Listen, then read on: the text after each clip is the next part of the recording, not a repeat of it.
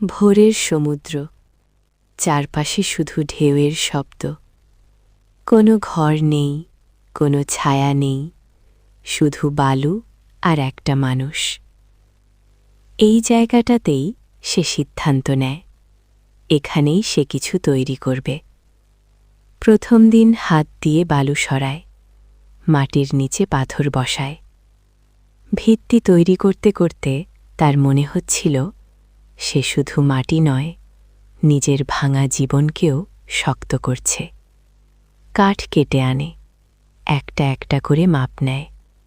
পেরেক মারার শব্দে সমুদ্রের ঢেউ থেমে যায় না, বরং আরও জোরে বলে, চালিয়ে যাও।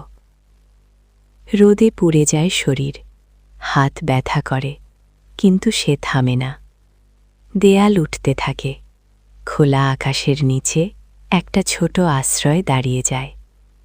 হঠাৎ একদিন ঝড় আসে, বৃষ্টি নামে, অর্ধেক তৈরি কেবিন কেঁপে ওঠে। লোকজন বলে, সব শেষ। কিন্তু সে রাতে পালায় না, ভেজা শরীর নিয়ে কেবিনের পাশে দাঁড়িয়ে থাকে।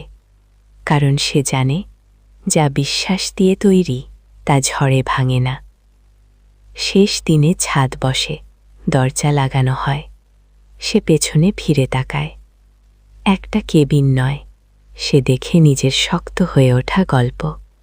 সমুদ্রের দিকে তাকিয়ে সে বলে, আমি শুধু একটা ঘর বানাইনি, আমি আবার নিজেকে তৈরি করেছি। এই কেবিন প্রমাণ